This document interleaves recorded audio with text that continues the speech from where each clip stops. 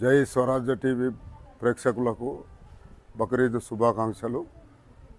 బక్రీద్ అనేది ఇది అల్లా యొక్క ఆజ్ఞ.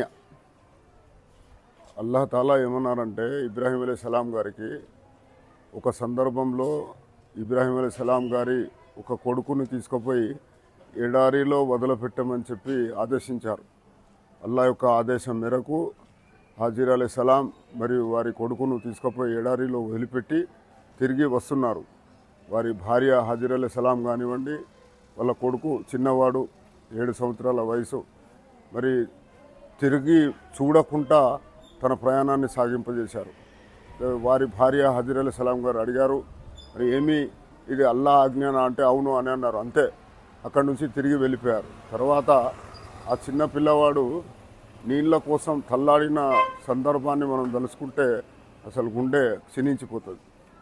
ఆ తల్లాడినటువంటి ఆ సన్నివేశాన్ని అల్లా చూసి అక్కడి నుండి ఎడారిలో నీళ్లను ప్రవేశించేశారు.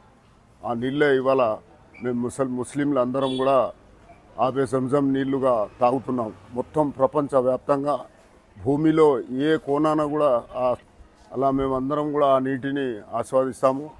మరి భూమి మీద ప్రతి కోణాన కూడా నీళ్లు అందుతాయి.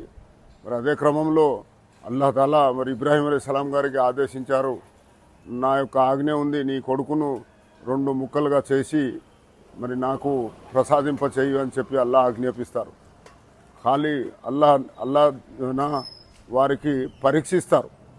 మరి అప్పుడు ఇస్మాయిల్ అలైహిస్సలాం వారి కొడుకును తీసుకొచ్చి బల్ల మీద పండబెట్టి, మరి నేను నిన్ను నీ యొక్క మెడను మొండెం నుంచి వేరు చేయమని చెప్పి అల్లాహ్ యొక్క ఆజ్ఞ ఉంది, నేను చేయడానికి వెళ్తున్నానంటే ఆ పిల్లవాడు సిద్ధమైపోతాడు. ఇది అల్లాహ్ ఆజ్ఞ కదా, నేను అల్లాహ్ పేరు మీద కుర్బాన్ అవ్వడానికి సిద్ధంగా ఉన్నానని చెప్పి చెప్తారు.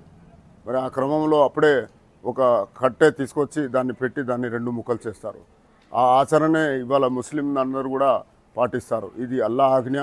ఇది మరి చేసేటువంటి ఆచరణ ఏదైతే ఉందో కుర్బానీ ఇది 3 భాగాలుగా చేస్తారు.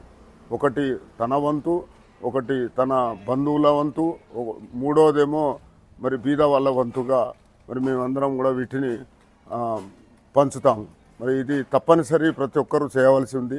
ఇందులో ఏంటంటే మరి అంత స్తోమత ఉన్న వాళ్ళు మాత్రమే చేయాలి. తమ దగ్గర ఒక కుర్బానీ ఇచ్చేంతటువంటి స్తోమత ఉందో వారు తప్పనిసరి ఈ యొక్క ఆచరణకు చేయాల్సి ఉంది. అందుకనే ఇది అల్లాహ్ ఆజ్ఞ, ఇది తప్పకుండా చేయాల్సిందిగా మేమందరం కూడా దీని అందరికీ బక్రీద్ శుభాకాంక్షలు తెలియజేస్తూ ముగిస్తున్నాను.